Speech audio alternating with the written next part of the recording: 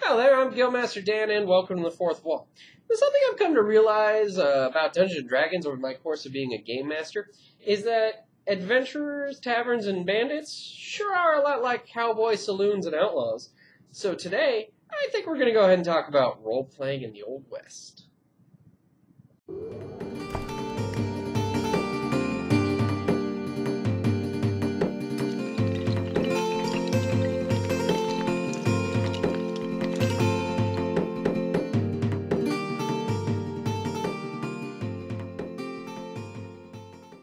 So a little while back, Tetsubo compared adventuring in a fantasy world to surviving in a post-apocalyptic wasteland. And I see his points with how those work together, but I don't know, adventuring in a fantasy world always kind of reminded me of the Old West. I mean, kind of like I mentioned before, an adventure is kind of like a wandering, kind of like a wandering cowboy, especially if they're a bounty hunter going around and like just doing goods, like just being generally the white hat that goes around and does good deeds as you wander into town. Taverns and saloons are almost identical, right down to a lot of them have prostitutes in them. A lot of them have rooms that you can rent just for the night, and that's where you get all the local rumors and whatnot. There's typically one per village, or in this case town.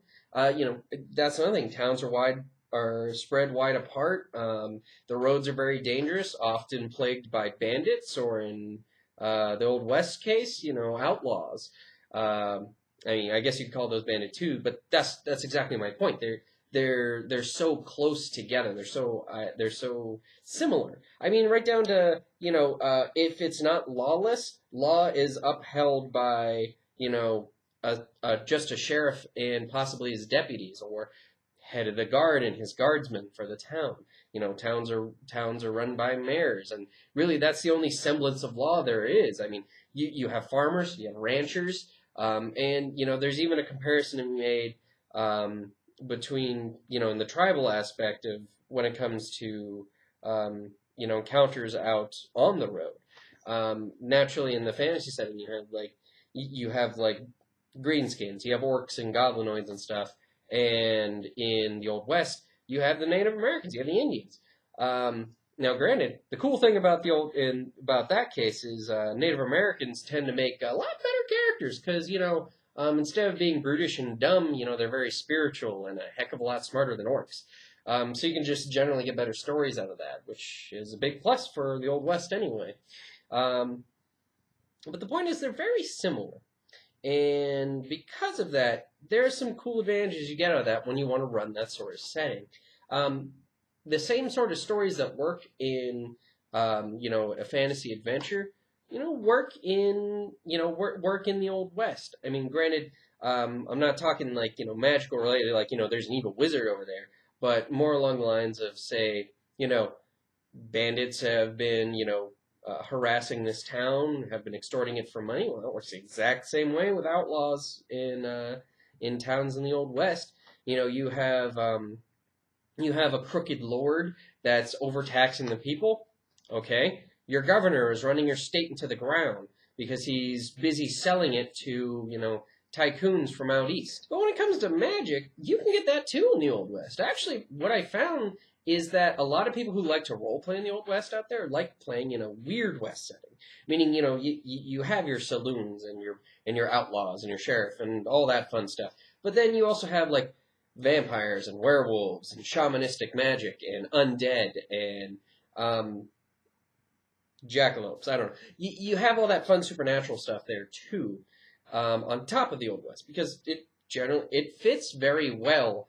It fits very easily to bring in those mystical elements because it's so similar to Dungeons & Dragons and fantasy settings in general. It's a very similar setup, so it's easy to insert those extra things. I mean, it's the same thing with, the show Wild Wild West. It was really easy to insert those, those steampunk kind of ideas because, again, it works very well with adventuring. That's why there were so many Western shows and Western movies. It's a great medium for telling stories because it's so similar to one of the most iconic mediums of storytelling in being a fantasy setting. Now, it was expressed to me when I was talking about possibly doing this video that, some people out there have never played in an Old West game, or they don't know what systems that they could possibly run it. And I know of three offhand that I could probably recommend for you. I know there's more out there. For example, I mean, any universal system that you like, you can run in a Wild West. I mean, you take your Savage Worlds or your GURPS, and I know there's a Wild West supplement for it that you can run in it. But three games that you can run in, if you're interested in playing in a Wild West game, is if you like the Weird West idea, you like the idea of being a cowboy and you have to deal with, say, zombies or something, you can run a Deadlands game. That's one of those Weird West settings where you have undead and shamanistic magic. If you like straight lace, if you like the idea of just playing straight Wild West, you just want to play Wild Earp, or you just want to live out those romantic pulp style like Western fantasies. Sure, you can do that too. I know of two systems that you can do that in. I know there's more, but I know of two systems I'm going to recommend right now. The first is Boot Hill from TSR.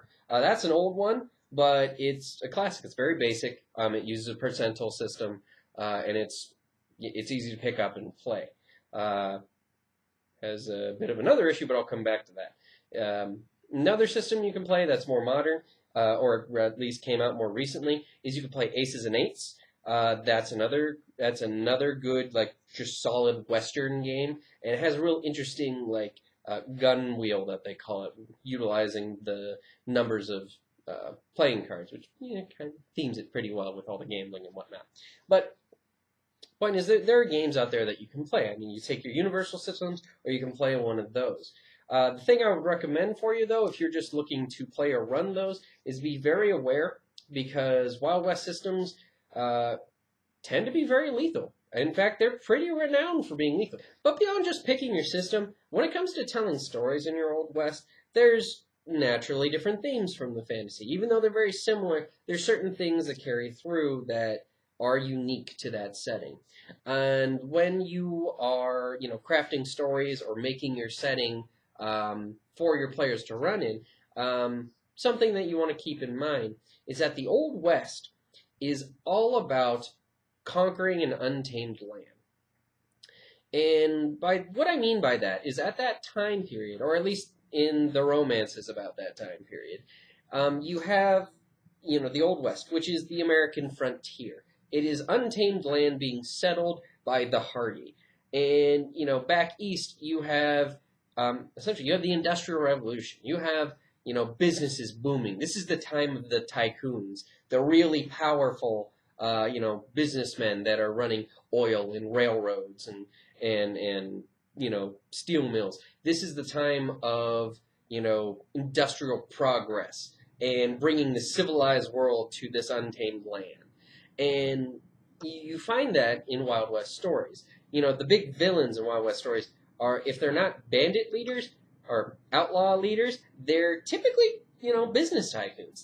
They're men who are, bringing civilization to the savage West. And I use that term because a lot of times that's what it came down to. Because in the American frontier, that's where a lot of the conflict came with the Native Americans. The East was taking their land and bringing them progress, bringing them the word of God and, civilization, because they've been doing it wrong this entire time.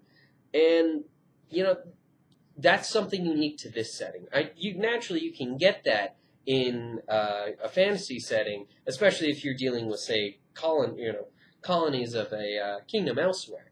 But in this case, it's really all about bringing civilization to the West and conquering it. The West is generally considered a very harsh land.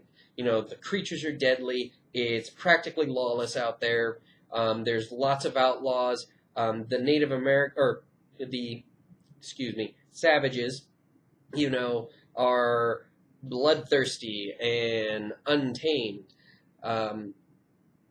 And it's just generally dangerous. You die very easily out in the desert or out in the prairie.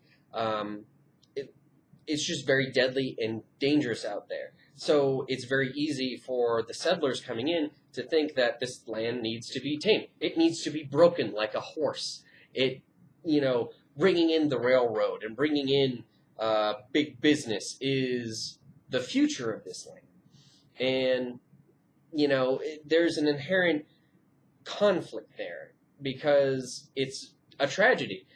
Just as, I had to put the quotations around savages and whatnot, there's inherent tragedy in that conflict because the Native Americans, they weren't doing it wrong. They were just indigenous people, and they have rich rich spiritual traditions and just great stories to be told, and those stories are being snuffed out by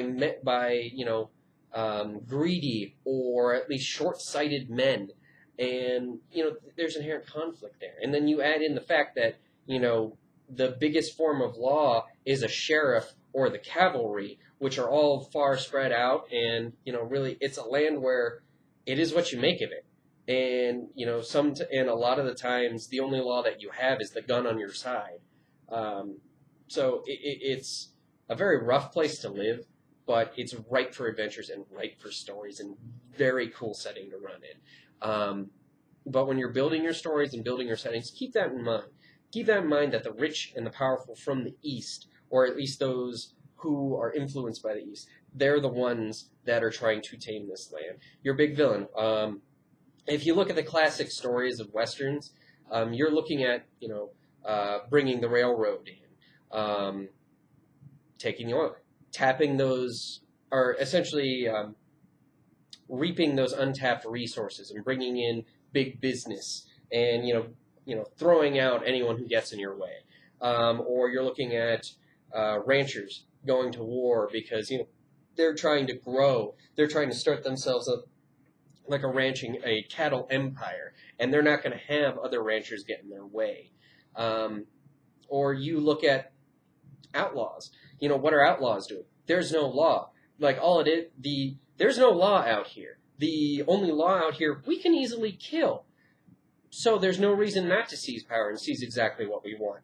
All those fools from out east are just that. They're out east. Out here, the power of your gun and your skill with it is what brings you power. It's all about taming this land, carving out your section of it. And most of your villains are going to come from there.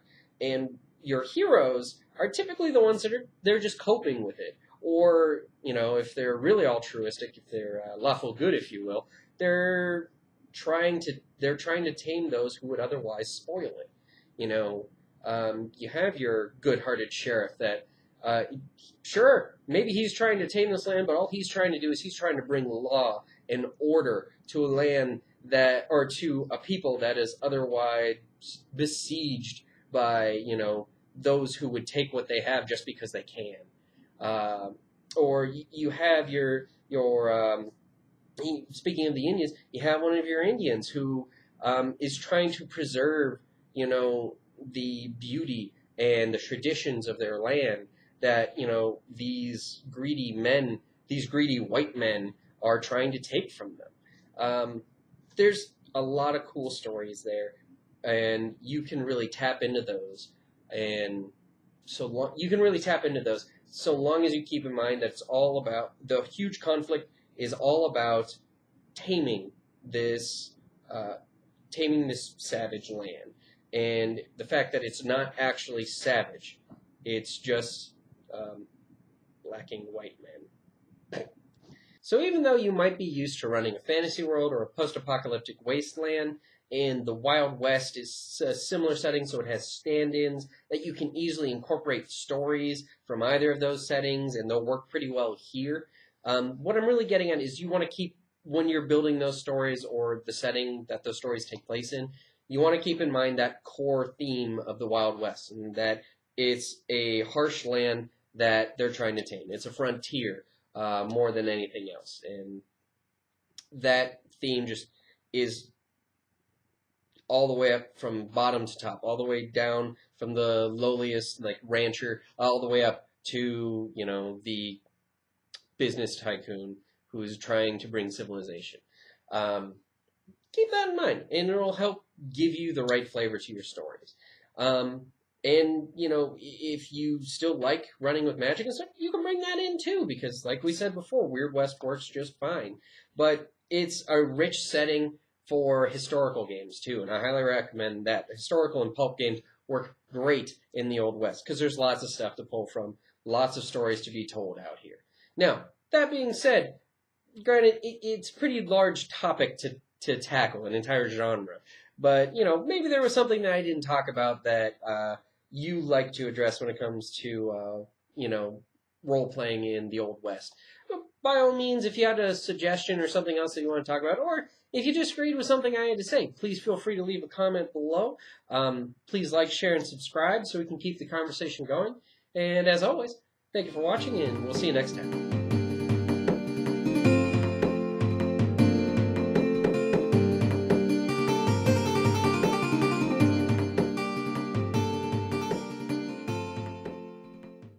Hey there, kids! Before you take off, there's one last thing I wanted to talk to you about today. So, coming up pretty soon in February, we're going to be celebrating our very first Guild Month. What's Guild Month, you ask?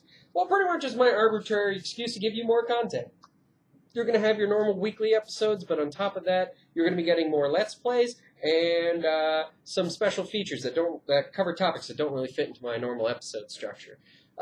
So, really, I just kind of arbitrarily chose February to celebrate the channel. So, let's go ahead and have a good time, and we'll do it again next year. That sounds good to you? I'll see you then.